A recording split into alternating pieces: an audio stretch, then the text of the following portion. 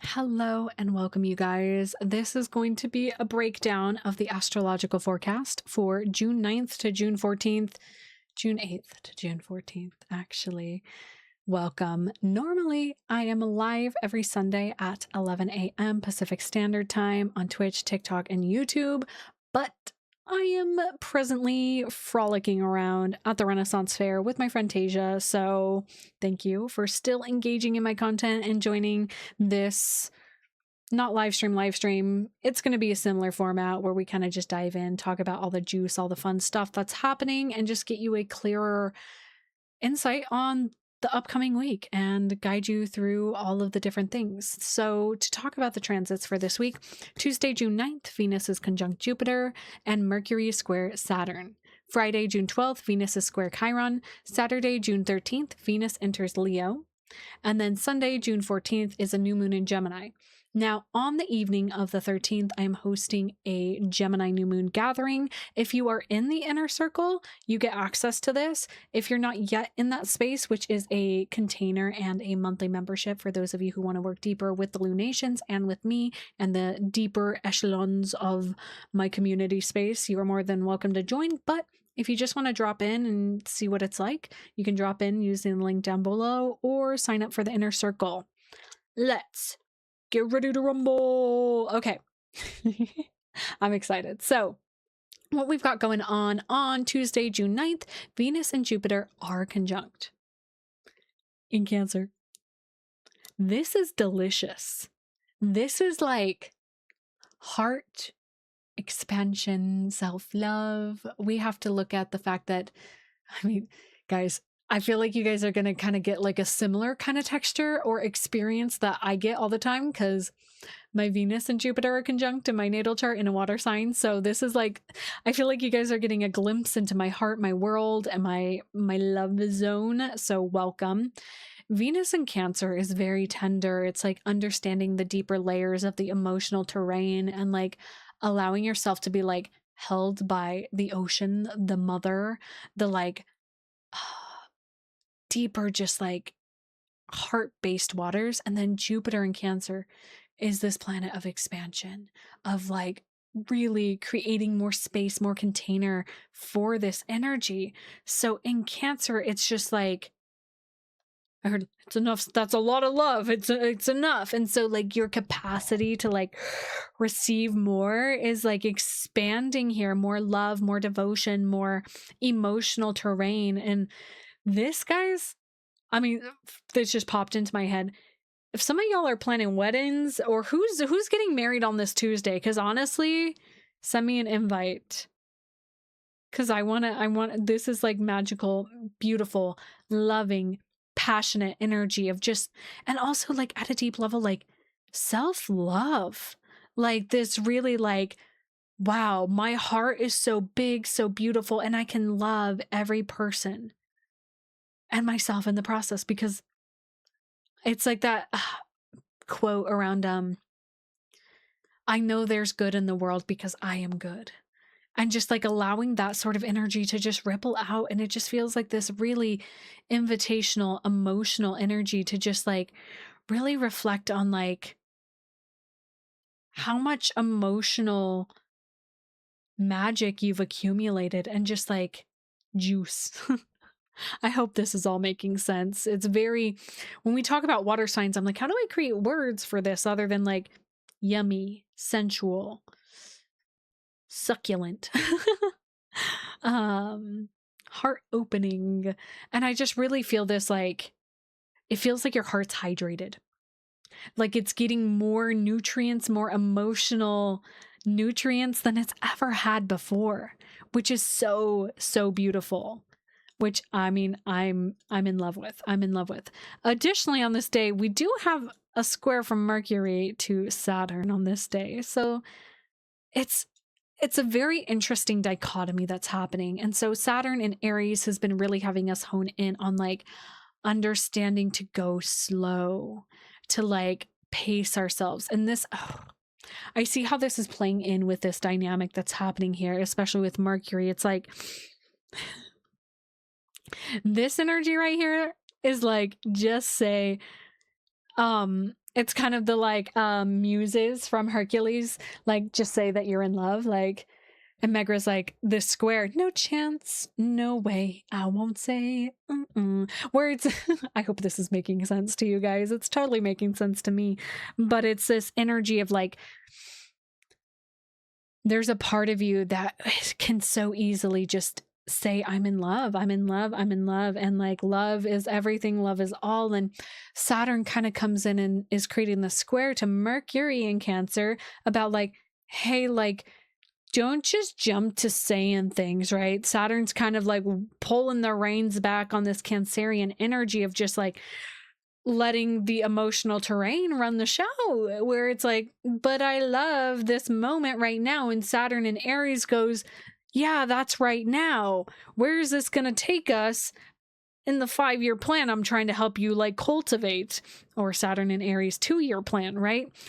And so the tension that comes up between this square between Saturn and Mercury is like this sort of catching of like, you may find like people admitting like deep feelings for you, or you're in that role of like admitting deep feelings or expressing appreciation, but Saturn and Aries coming in and is just like a bit hard-headed and a little bit judgmental of yourself, of like this tender emotional expression. Now, neither of these are wrong. When we look at the square, it's just expression. It's just something that's coming up. It's just movement that is happening here. So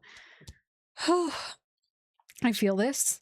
I feel the texture of this. I feel the like, whoa, that's a lot of love. That's a lot of stuff. And Saturn in Aries is just asking, is this sustainable? Is this sustainable for me? Can I actually reverently and devotedly carry this energy on? Right? So it's almost like I'm seeing like your eyes bigger than your stomach kind of situation, where it's like really understanding your capacity for stuff, understanding your capacity to hold things. And just noticing during this Tuesday, June 9th, of like where there might be a lot of emotions, and it might be overwhelming too. It might be emotional overwhelm in a good way. It kind of reminds me of the moment I had my friends host a digital birthday party for me, and I've never had anything like that. I was like, I had an emotional hangover the next day. I had never had so much love poured into me that my capacity, I literally was like wiped out. It's kind of giving that, where there's just so much input that your structures, can they hold it? And that's what's going to be coming up with the square around the communication, where you might be saying yes, but another part of you is saying, I don't think that's sustainable. So just taking that where that applies within your life, you might be playing the role of Saturn in this, where somebody comes up and is like, I love you, I love you, I love you. And you're just like, but where is this going? Like, how can we cultivate this? And it's just more of a conversation that comes up, where you don't have to meet it with such rigidity. It's more, can we talk about this? Can we, ad-lib that? That's what the square creates, okay? Now, jumping forward to Friday, June 12th, let's go ahead and we're actually going to click the calendar and cast that chart. All right, so on the 12th, we have Venus now squaring Chiron. So it's actually a very interesting energy, where it's just like, whoa. This is going to be an interesting week. Definitely pop into my Discord community or send me a message. How's this landing for you? Comment. This Venus in Cancer is so tender. So tender is the heart, tender, sweet Venus in Cancer, making a square to our identity wound now. Chiron in Aries has been having us sit with this sort of mask of like pretending we know who we are, when underneath we don't know who we are. And how can we continue this path forward if it feels like this edge of like, the tension that's coming up is a part of you doesn't feel ready to be fully loved, fully appreciated, and or fully seen, while another part of you is like trying to pour in love and self-love, but there's just this like parts not fitting together. These aren't fitting. These pieces don't fit. And that's okay. It's like, you don't have to like sit and force them to fit. They can have their own expressions, because Chiron in Aries is really like this space around I don't know who I am yet, which means that Venus in Cancer, it's like, I can't commit to you. I don't know if I can be what you need. And Venus in Cancer is like, you are what I need. Like, I don't need you to be a fully finished thing. I just want to express my love to you. And so this square is just bringing up, like, what are the stories around I have to be fully complete to be loved? And where are the stories around, like, I'm trying to make people accept this love when it's also okay if they can't receive it, right? There's always two sides to these things and perspectives we get to play in with and observe with these squares. And ultimately, there's something that comes from it where you see the other side, you see the other perspective, and you can still have your space in this. And when I say and I name these squares, these are personal. It could happen within you, but it also could be manifest outside of you, right? Just looking at where this is landing in your natal chart. And if you want a deeper dive into this, I will have this written in my newsletter of like explaining this, exploring this. Where is this affecting you personally based off of your rising sign? Okay. Little water break, guys. Yeah, I'm totally getting the like song from Hercules of Megara where it's just like, can you admit you're in love? And like, is it okay if they're not perfect? Is it okay if you're not perfect? Wherever that's happening for you, again, it's deeply unique, and love takes so many different forms, right? Now, moving forward to Venus in the next day, Venus shifts into Leo. So then it's almost like overnight, Venus has this like glow up. She's like, actually, all eyes on me in the center of the ring, just like a circus. Shout out to Brittany. Like, literally, like, actually, I'm the shit. And I can't believe that I like really like let myself fall into the like emotional terrain of Cancer. It's this evolution. It's moving like into this deeper ownership and more pride around your heart and your love and how valuable it is. It is so deeply powerful. And Venus in Leo is just understanding that your light is so powerful and so needed and is allowed to shine. And it's probably moving into a different house for you within your natal chart if we're using whole signs. So it's bringing in a deeper sense of love in that area of your life and a deeper like I heard like advocating for your Leo house, advocating for your love of like wherever this is for you, and like allowing there to be a voice and like more of this like primal, like I'm hearing like the roar, like allowing it to be seen. And this Venus in Leo wants to be seen. Shout out to my Venus and Leos. Comment if you have Venus and Leo. I love you guys. Yummy.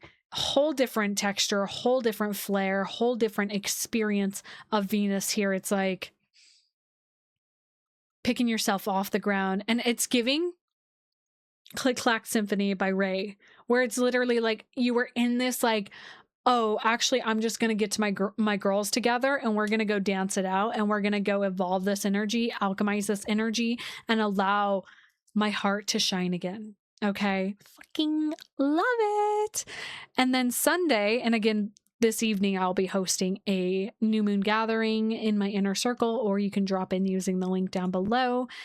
Now, let's go ahead and look at this new moon. What time is it? I haven't even actually explored this. This is at 23 degrees. Let me get the exact time of this for all of us. It is at 8 p.m. So let's type that in. You guys are going to see my like live like exploration of this. So, oh, it's at 24 degrees. So that's the last decan of Gemini, which is ruled by the sun. Wow. And it's the 10 of Swords. Wow. Just really like letting it go. Oof. Letting go of the mental energy, the mental like having to hold it all together. This is going to be beautiful. I heard like putting the mind to rest, like not in like a bad way, but I'm going to even dive into reading about this 10 of Swords here. 10 of... Yep, the awakening. The Ten of Swords can be sad and painful experience. There's been a major change in your life. Something has come to an end, and the outcome has left you drained and deeply saddened. You are mentally and emotionally exhausted, overwhelmed by the situation you thought you wanted or by something you experienced. Wow, like, is everybody going through breakups this week? I'm like, huh? What is happening? Like, it's very, like, interesting. You know, this brings in the key to the Ten of Swords is that you must take the necessary steps to shift your desperate thinking so that the real truth of the situation, bringing it to an end, and so a healing and rebirth can take place. The Ten of Swords is a higher awareness, an awakening to acceptance, and moving out of a realm of defeat into deep wisdom, peace, transformation, and enlightenment. This is like, I heard, like an end of an era for a lot of us. And this, I mean, we've got a lot of shifting and changing happening. Chiron's going to be shifting out of Aries the following week. There's so much. The nodes are going to be shifting signs. It's going to be a visceral shift for all of us. So any like lingering mental grips that we have on certain perceptions, ideologies, dogmas, and some of those things that were highlighted at the Sagittarius full moon on the 31st of May, kind of like really being released and relinquished, and like allowing us to actually bring in like new mental processes, new steps, new energy to like allow it to be this, I heard like the spark of the new. This is really just a space of a good chunk of you, like, especially since this is being ruled by the sun, right? It's being ruled by the sun in Gemini. I'll do a deeper dive on this full moon in a separate video. And I'm actually going to write down something because something just came to my mind about this that I really want to just highlight in a separate video, which is, I'm not going to say it. It means you guys have to subscribe and come watch because I have to leave some little nuggets of fun stuff. Wow.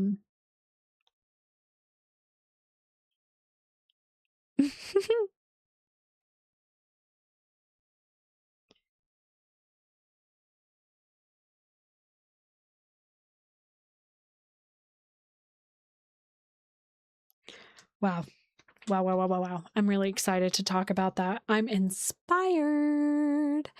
So again, new moons are all about seeding new intentions and slowing down, and it's dark, and it really feels like darkest before the dawn sort of moment where it's like, will light come again? And the answer is yes, because this is ruled by the sun. So it's almost like this massive magnifying glass that is just beaming onto the other side of the moon, right? We can't see that side. It's a side of the moon that we can't see.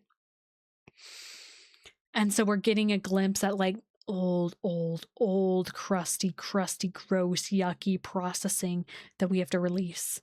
And the like relief of that and the other side of that, we'll talk about in the following week. We'll talk about that in the video, and we'll talk about that when you come join me for the new moon circle for those of you who feel called. So wow, what a week. I am so like, and I'll be seeing you guys on that Sunday, the 14th at 11 a.m. Pacific Standard Time in my live stream. So I can't wait to talk and connect and dive deep into just like presence with you all. And I'm sending you so much love. Again, a quick recap of the forecast. Tuesday, June 9th, Venus is conjunct Jupiter, Mercury square Saturn. Friday, June 12th, Venus is square Chiron. Saturday, June 13th, Venus enters Leo. And then Sunday, June 14th, the moon is in Gemini. I'm going to leave this here. I'd love to see you guys in my Discord community, in the inner circle, commenting, liking, subscribing, sharing. Thank you. I love you guys so much. See ya. Bye.